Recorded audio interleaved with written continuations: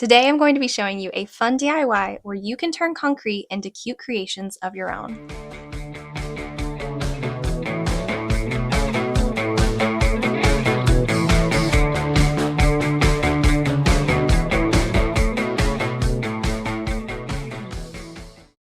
First up on the supplies list, you'll need concrete or a special type of cement.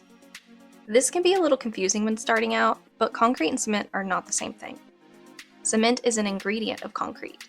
When you combine cement, sand, and an aggregate like gravel, that becomes concrete. Cement on its own is not as strong. But when you're making small figurines, you want as smooth of a consistency as possible, and regular concrete can be hard to work with for small-scale projects. So I personally have found Cementol to be my favorite material. It's a fast-setting concrete repair material that has mineral aggregates that give it more strength than your regular cement, and it gives a nice smooth finish for my projects. Then you'll need water, an old mixing bowl, and a stirring utensil. I use an old spatula since it helps me break up the clumps and gives a smoother consistency. If you have a food scale, it can be helpful to weigh out your ingredients so you know how much you're using. Another useful item is a concrete sealer. This helps protect your creation from scratches and water damage. If you'd like to add color to your concrete, you can use concrete pigments, but they can be on the pricier end and you can only achieve so many colors. You're also mixing these pigments with a gray base, so you get a more muted color overall.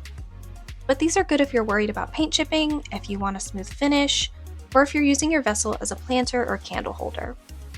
For brighter color options, you can paint your concrete after it's dried.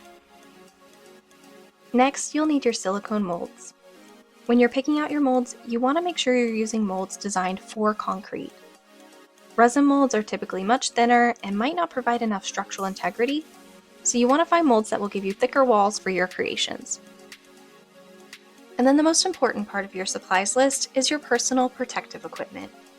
Gloves, eye protection, and a mask certified to block silica dust like an N95 or respirator. You don't want to inhale or expose your skin to any of this stuff.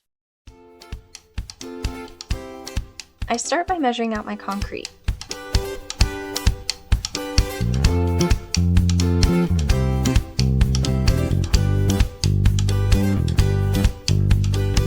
Then I add my concrete pigments.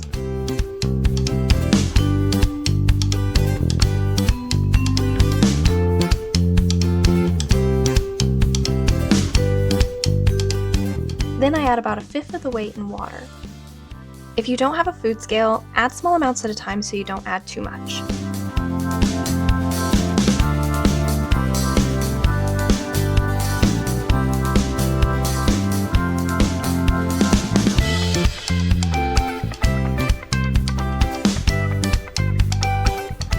You want a consistency like pancake batter. Not too thick because it'll make it hard to fill your mold, but not too thin so the mixture stays strong. Cementol starts to set within a few minutes, so you'll want to work quickly to get your mixture into the mold. Once you have everything mixed well, pour the mixture into your mold a little at a time, tapping the mold to release air bubbles. I also like to use a Q-tip to push the concrete into crevices.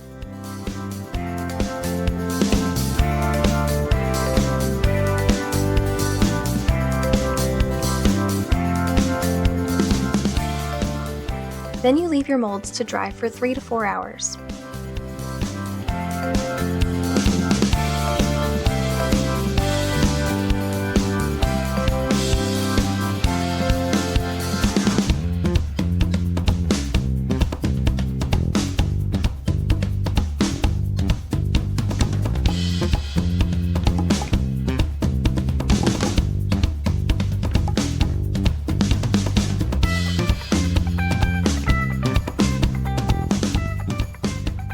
At this point, I like to clean all my utensils before the concrete hardens, but if you can't get to it right away, just make sure you soak it in water. I scrape out the excess concrete into a trash can, then I use a hose outside to loosen up the remaining bits, and I pour it into a patch of gravel or grass. If you don't have a yard, you can use a 5-gallon bucket to clean your utensils, but do not let any of it go down your drains. You can tell when your concrete is dry because the molds will be cool to the touch. If you feel warmth or heat emitting from the molds, there's still a chemical reaction going on, so you'll need to wait for it to finish setting. Once dry, you can remove your concrete from the molds. With some mold shapes, this can be tricky. I start by breaking away the excess concrete and loosen the top of the mold carefully. You can easily scratch the concrete with your fingernails, so try to use the pads of your fingers and hands as much as you can. I like to flip the top lip of the mold over, then roll the rest down with my hands.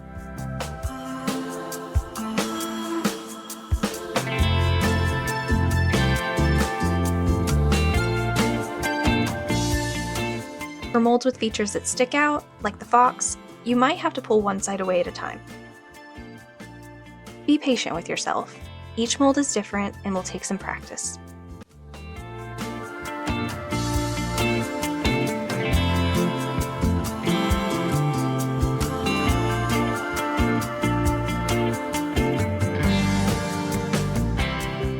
If you're wanting to make a planter, but your mold doesn't include a drainage hole, you can add one by using some hot glue. I use a piece of the unmelted stick and glue it where I'd like to add a drainage hole. Once set, you can wiggle the glue stick loose.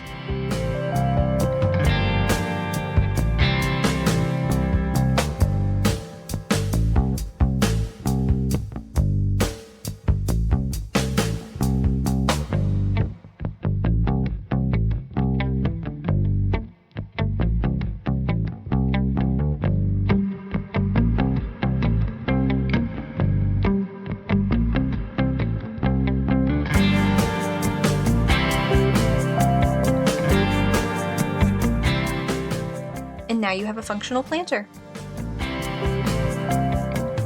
Let your figurine sit for 24 hours before sanding off any sharp edges.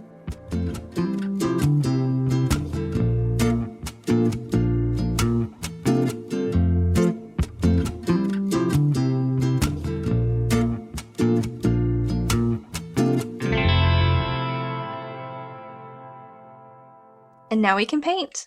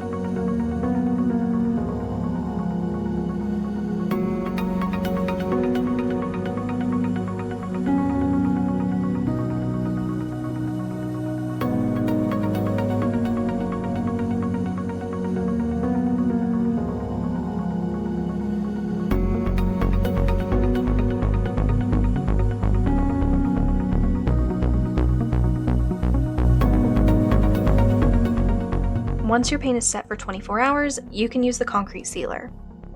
If you're wanting to use concrete for candle vessels, you'll need to use a sealer that is safe for candle use.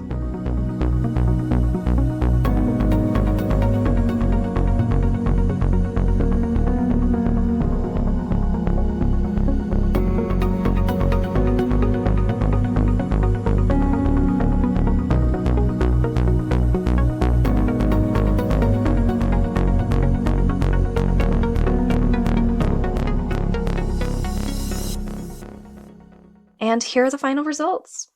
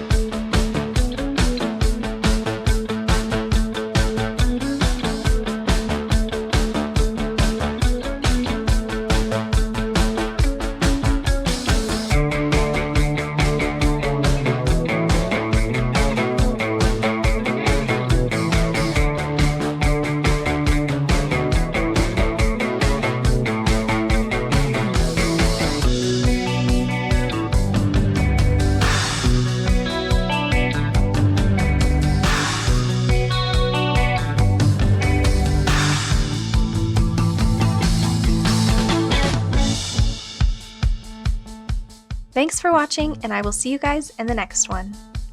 Happy crafting!